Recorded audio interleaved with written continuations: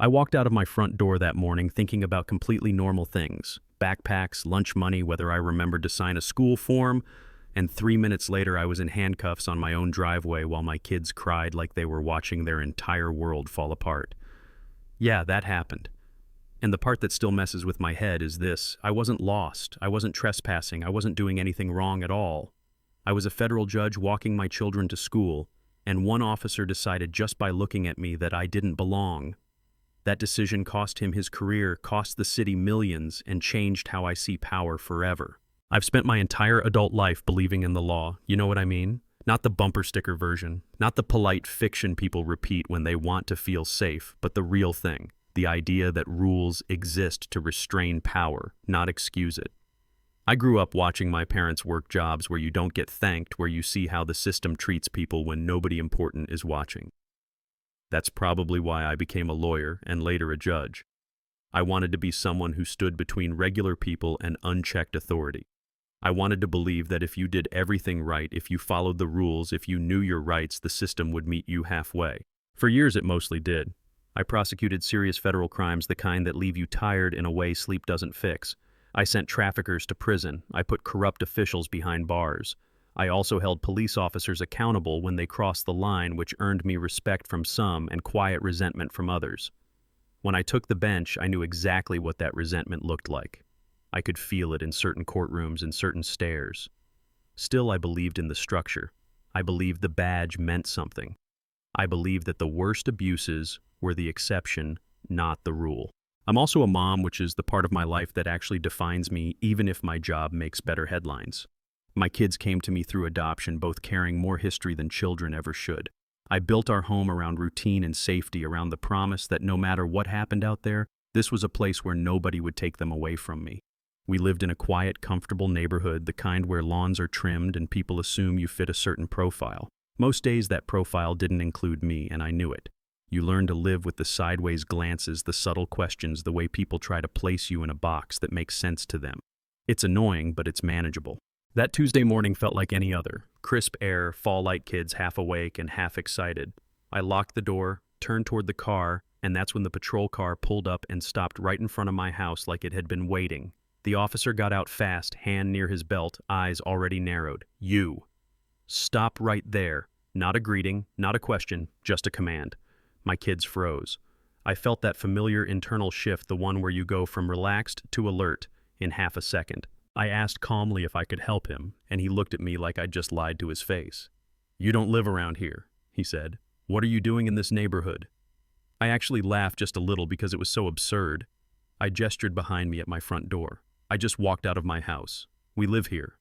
He looked me up and down, slow and deliberate, and said, "I doubt that. People like you don't own property here." That phrase hit hard. People like you. My son's expression changed immediately, like he understood exactly what was happening, even if he couldn't put words to it yet. My daughter squeezed my hand. I felt angry, but more than that, I felt focused. I asked him if he had a warrant or a legal reason to stop me. He smirked and said he didn't need one, that something about me wasn't adding up. Then he demanded my identification. On my own driveway, in front of my kids. I told him my ID was in my bag and that I was reaching for it. I moved slowly, deliberately, the way you do when you know every motion might be misinterpreted. I handed him my driver's license and my judicial credential. He checked the license, saw my address, the same address he was standing in front of, and barely glanced at the credential. "This doesn't prove anything," he said. "How do I know you didn't steal these?" At that point, it stopped feeling like confusion and started feeling like commitment. He had decided who I was, and evidence wasn't going to change his mind. I asked for his name and badge number. That's when his posture changed. He stepped closer, trying to crowd me, and ordered me to turn around. I asked what charge I was being arrested for, and he rattled off nonsense: trespassing, theft, resisting. Every word was false. My kids started crying, full panicked crying. My nanny ran out of the house, yelling that this was my home, that I was a judge. A neighbor across the street shouted that he was making a mistake. He ignored all of it. He twisted my arm behind my back hard enough that pain shot through my shoulder and snapped the cuffs on too tight. My daughter screamed my name. My son looked like he was watching his worst fear come true. He walked me to the patrol car like he was proud of himself and shoved me into the back seat. The door closed, and for a moment everything felt unreal, like I was watching my own life through glass. I could see my kids through the window, crying, clinging to my nanny. I could see neighbors filming. I knew my own security cameras were recording everything. He pulled away from the curb like nothing extraordinary had just happened. We drove for several minutes before his radio crackled. Dispatch informed him that his detainee was a federal judge and told him to verify immediately. I watched his face in the rearview mirror as the realization hit. His hands tightened on the wheel. And then he kept driving. That's the part that still makes my stomach drop. Even then, he didn't stop. He didn't apologize. He kept going, probably trying to figure out how to undo something that couldn't be undone. A short time later, federal agents intercepted us on the highway. One of them opened the back door and ordered him to remove the cuffs. He hesitated. The agent repeated the command. The cuffs came off, leaving red marks already blooming on my wrists. The agent apologized. I didn't say much. I was too busy breathing, too busy trying to hold myself together. All I said was that I wanted everything documented. By the time I got home, the damage was already done. My kids clung to me like I might vanish again. The footage started circulating almost immediately. By afternoon, people everywhere were watching a black woman get arrested on her own driveway while her kids screamed. The public reaction was swift and brutal.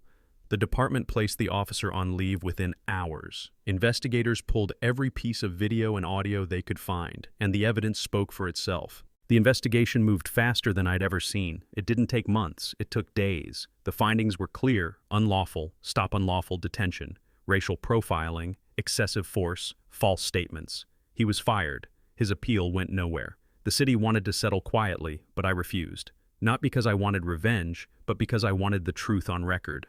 I wanted consequences that couldn't be smoothed over once the cameras moved on. The lawsuit was exhausting. Reliving that morning in front of strangers is not something I would wish on anyone. But the videos didn't lie. The jury saw my kids crying. They heard the words "people like you." They watched an officer ignore evidence witnesses and basic constitutional limits. Experts explained how bias works, how authority gets abused when it goes unchecked. Psychologists explained what that kind of trauma does to children, especially children who already know what abandonment feels like. The verdict was unanimous. My rights were violated, my arrest was unlawful. The department failed in supervision and training. The damages were substantial, especially for the harm done to my kids. Punitive damages were awarded against the officer personally. The money mattered less than the message. What happened was wrong, and the system said so out loud.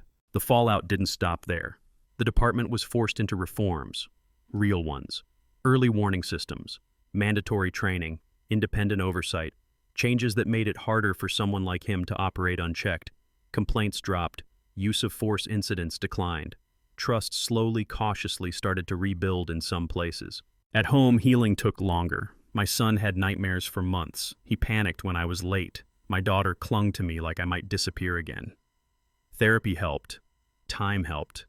Love helped. But nothing erases the memory of watching your parent get taken away for no reason. I went back to the bench, changed. Not bitter, not anti-police, but clearer. I enforced constitutional limits with even more precision. I denied immunity when rights were obviously violated. I wrote opinions that made it harder to pretend these things don't happen. The officer never worked in law enforcement again. His name became a cautionary tale. He blamed everyone but himself. But the truth is simple. He saw someone he decided didn't belong and used his badge to act on that belief. And this is the part I can't stop thinking about. If this can happen to someone with my job, my resources, my visibility, then what happens to people without any of that? How many stories end without cameras, without consequences, without reform? That's why I'm telling you this. Not for sympathy, not for outrage clicks, but because this line between authority and abuse is thinner than most people want to admit. So tell me what you think. Was this just an officer doing his job, or was this exactly what bias looks like when it wears a uniform? Have you ever been treated like you didn't belong somewhere you had every right to be? Drop your thoughts, argue with each other, share your stories. Because accountability only exists when people refuse to stay quiet, and trust me, silence is what lets this happen again.